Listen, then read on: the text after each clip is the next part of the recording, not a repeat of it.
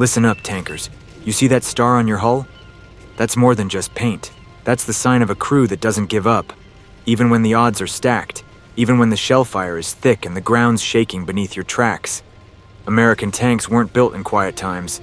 They were built because they had to be, because there were battles that couldn't be lost, and ground that couldn't be given up. From the muddy fields of Normandy to the cold ridgelines of Korea, these machines carried more than just steel and firepower.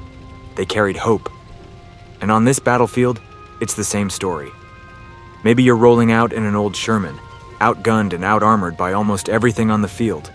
Maybe you're behind the wheel of a Pershing, a Patton, or a hulking T-29, staring down monsters twice your size. Doesn't matter. American tanks are about more than stats on a screen. They're about fighting together, adapting, keeping your head cool when the world's gone mad. You've got the gun depression to crest that ridge, the mobility to flank where no one expects, and the spirit to keep pushing when everyone else is backing down. Let's give them something to remember. Let's show them what American steel can do.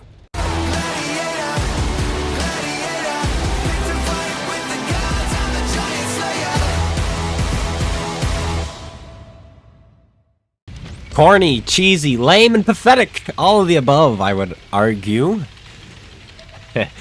Regardless, happy Memorial's Day. Today we are counting down. Well, not really counting down. I'm just listing 7 powerhouses within the American tech tree / premiums. There are a couple premiums in here as well. But these are the ones that just scream to me, America.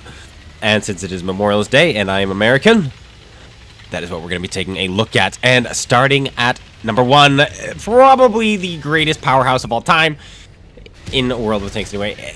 For Americans, the T110E5. This tank screams America. So when this tank was introduced, the upper plate was awful. You could auto-lock it with other tier 10s and go through it.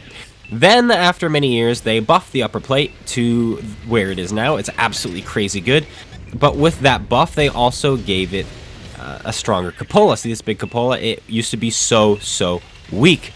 They made the cupola much too strong, and then they nerfed it again, but nowhere near as bad as it used to be. Now you have to hit it in the center, and sometimes you even need premium rounds to go through the cupola, but it's at a good spot, the cupola. It is not too powerful, and it is not too weak. It's one of the more balanced cupolas in the game, because it's not just this huge blaring weak spot. You still have to hit it square, and you can't just lob shells at it, and then if you want to have an easier time, you load up your premium rounds. And that, my friends, is T110E5. And now, the most recent changes, they've given it 420 alpha damage, given it more DPM, but given it better gun handling. I forgot about the gun handling. The gun handling on this is absolutely insane, too. It's like FV2 and 5B, get behind me, we don't need you anymore. And so this tank is nutso these days. And that's why it is in the powerhouse. That is why it is used very competitively. If you play in competitive leagues, the T110E5 is utilized a whole lot. In fact, these days it may even be utilized more than the IS-7, at least on maps where you want to brawl, which is not the case for the IS-7 anymore. The IS-7 used to be the brawling king. Now, it is hands down at tier 10, the T110E5, taking the first spot on my American powerhouse list. To have the T110E5, one must also have the T110E4. American heavy tank. I don't care what you tell me. Say it's a tank destroyer. No, this tank is a heavy tank. It puts the E100 to shame these days. They have buffed this thing's turret cheeks. They've buffed its mantlet. They've buffed its cupola. They've buffed its upper plate. They've buffed its lower plate. They've buffed its DPM. This tank is absolutely nuts. They've buffed its gun handling. Why? I don't know. Poor E100 cries in the corner. And there's a reason in competitive leagues you're only allowed to have one of these. If you could drive around with, 5, 6, 7 of these, it would be an absolute nightmare for the enemy team. And everybody would be doing it. You've got a 155mm cannon, which is so American, it hurts. It just fires huge metallic rounds at the enemy with, if you're firing premium rounds, which most people are in this thing, 395. No, I don't think that's true. I think it's 370, 375. It's one of those big numbers of APCR penetration. APCR, not heat. You can just basically aim anywhere, fire, bada bing, bada boom, delete, and repeat. And it's got armor to boot. And for some reason, this tank you don't really have to aim in. Like you just lob off your shot, and boom, you hit, you pen. Yeah, like aiming is for losers, and you're gonna see some of that. I want to show you. I want to show you what happens when tanks think they can just crush this tank, but no, you can't. You know why? Because I am a T110E4, very American, very powerful. Yeah, look at this guy. He's like, oh, I'm hull down. I'm like, oh, you're dead. T110E4. If you don't have one, you're missing out. I have a camo crew set up on this, and I've got camo out on this, and it's actually disgusting. I can sit in bushes, and people don't know I'm there. They have to get pretty close. It's so funny. But then, of course, RNG giveth, RNG taketh. And sometimes you just miss. But America! What kind of American list would this be without the T95 American Super Heavy Tank Destroyer? 305 millimeters of frontal plate armor at weird angles, mantlet armor, cupola armor, huge tracks. You go 20 kilometers an hour, and it used to be 13, with another 155 millimeter gun that does amazing things to the enemy. Firing AP, hello, 700 damage to that IS-7. That's what this tank does. It doesn't have 850 alpha like the T110E4 does, but it's still hilarious. You just roll at the enemy, and you put in as much damage as you can until they kill you. You are the boss fight. You are the tank the enemy must kill. They will encounter you at some point in their game, and they have to think hard and play even harder in order to knock you out of the game. That is the T95 in a nutshell.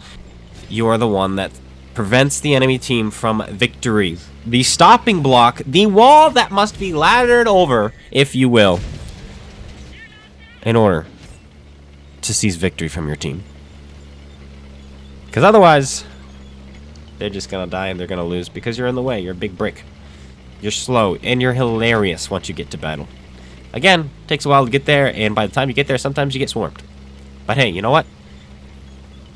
Nobody said this game was easy. We're just Americans. Do you think it would be possible for me to have an American tank video without the T29? Personally, I don't really think so. I think the T29 is synonymous with the word American. This is the tank that everyone should have, everyone should play, everyone should learn with, everyone should understand what it means to go hull down, what it means to have 10 degrees of gun depression, what it means to have a 105 millimeter cannon on a true heavy tank. An absolutely nuts vehicle. You got your stars on both sides of the back of your head. That kind of look like an alien back there. And with those stars, you rain freedom and eagles on the enemy, not from the sky, because you are not pig, but in fact from the level playing field. But because you're American, you have to take a little bit of advantage when you can, and so you just give yourself a ton of armor on the front of the turret and gun depression, so nothing can touch you, nothing can hurt you, and you kill it all. You don't care if you're in a tier 8 game, you don't care if you're a tier 9 game. In fact, you relish the games. Well, no, you feel absolutely disgustingly powerful when you're in games against tier 5s, because guess what? That can happen too. You can fight tier 5s in this thing, and what can they do? Well, you even have an upper plate that works. It's 102 millimeters of upper plate armor that's angled back. It's better than the Tiger 1's upper plate armor, and you can fight tier 5s with it. 198 millimeters of penetration. You're not too slow, and you could do whatever the heck you absolutely want in this tank, because you have freaking stupid. That is what it is. It is a stupid turret. It is a super stupid turret. T29 makes this list. No questions asked. The T54E1, aka the M41 Walker Bulldog, or at least what once was. This tank, famous for the 10-round auto loader, used to be at tier 7 back when light tanks had Scout Tank Matchmaker, and that means a tier 7 light tank got matched up like a tier 8 medium tank meaning you never ever in your tier 7 lights fought against tier 5 tanks. You could only fight tanks that were 1 tier lower than you and up to 3 tiers higher. Then they had the whole scout matchmaking change, and they introduced tier 10s, and they moved the Bulldog up to tier 8, and for some reason they removed its autoloader. In fact, they didn't just remove its autoloader, they removed the single shotgun that it had that was also really good. And so they moved it up a tier, but nerfed it into oblivion.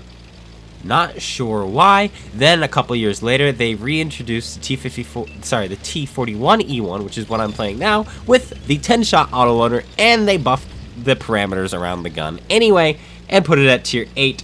And so your tech tree version is big poo. You have to pay money to get the old version, which is now better than the old version. And yeah, that's the T41E1. But hey, the M41 Walker Bulldog is famous and amazing and beautiful, and that is why I wanted to include it in this list. The 10-round autoloader is absolutely amazing, and this tank, back in its heyday, was so much fun to play. Everybody loved it. Everybody enjoyed it, even when they weren't good in it. Yeah, the 10-round autoloader with 150 damage per shot, meaning you can do 1,500 damage in 18 seconds because it's 2 seconds into clip. Now you have 170 alpha damage, so you can do 1,700 damage, which is even more. And you're going to see just what it does to this poor tier 7 on the enemy team as we rip him apart.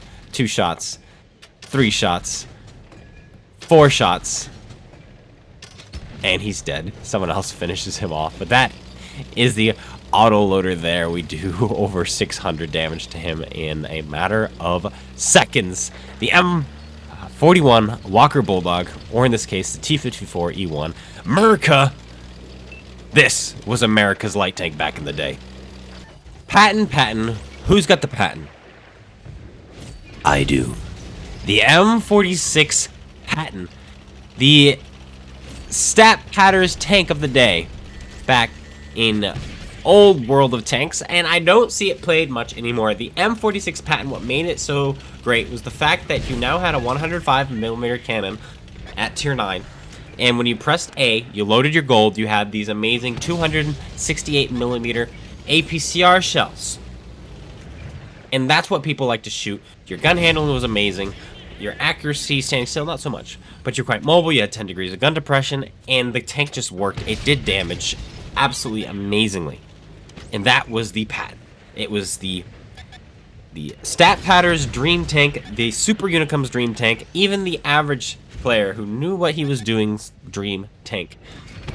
Well, they've buffed it since. The gun handling is better, the DPM is better, and now you have your premium rounds as your standard rounds. The 268mm of premium APCR penetration is now your standard shell, and you have 330mm of heat penetration should you decide to fire your premium shells. You have the same exact gun that the tier 10 M48 Patton has, but there is a catch, and it is a good catch. You are faster than the M48 Patton, and you have 1 degree more gun depression than the M48 Patton. Therefore, you are simply a superior tank to the M48 Patton tier 4 tier. And this tank is, it looks American. It's American. Well, it's an American tank, hence why we're using it. Hence why I'm putting it in this list. It performs so incredibly well, right? It was utilized by many Unicums back in the day, and it still just kicks butt. And it's a beautiful machine. It was used in the Korean War, and it looks lovely. It's historical, and the camo on it looks great. You can't go wrong with it. America. It screams American to me, and therefore I threw it in this list. You're thinking, well, what about the Hellcat, CloneGuy? What about the T67? Well, there's a reason I didn't list those. I don't condone seal clubbing, and those tanks are very seal clubbies. They're stat patter tanks. Yes, this tank stat pads as well, but those things have a bit of a higher place in the stat padding category. You know, you're farming new players, and so I don't condone or encourage people to grind those and play those, but that's why I have kind of higher tiers. The tier 7 T29 was the highest extent. But anyway, M46 Patton. I love it. I like it. I think you should grab it too. 6.8 seconds reload with my food activated. 410 base meters view range. 10 degrees of gun depression. Fantastic gun stabilization values. You can't hate it. It works like a dream. Last and, well, I'll be honest, quite possibly least, the Super Pershing T26E4 American Premium Medium Tank with preferential matchmaking. This tank has been in the game since day one. Absolutely pile driving its way through the enemy with its 90mm gun and its extra armor plates on the front. It is a historical representation of the Super Pershing that actually existed, where they took a M46 Pershing and they slapped more armor plates on it to help prevent the 75mm and the 88mm of World War II from going through, because those things were punching through the new American armor like nobody's business. And this was their counter to that.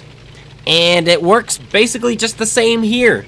The armor is lovely, but it has plenty of weak spots, which makes it very fair. And the gun is less than impressive, but the gun still works, and it's had plenty of buffs as well. It used to have a, what, 173mm of penetration, or 170, something weak like that. Now it has 194mm of penetration, and there's a reason why people used to spam premium rounds out of this, because its premium rounds have the 268mm of APCR penetration. They still do, but now you can get away with firing your standard rounds and making some credits along the way. The hull armor used to be very inconsistent as well. The higher you shot on the hull, the weaker it was. Now it's about even all the way across the board on the upper and lower plates. You're going to have the same chance of going through the lower parts as you are going to go through the upper parts, but if you aim low enough, you can go through one layer of spaced armor, because there are 2 plates of spaced armor on this frontal plate, and that is how you beat it from the front. Or you can aim for its machine gun, which is completely open and exposed, or you can aim for its cupolas, which are completely open and exposed, or you can aim for its lower hull cheeks, turret cheeks, because those are open and exposed. This tank was the absolute, in my opinion, perfectly balanced tank.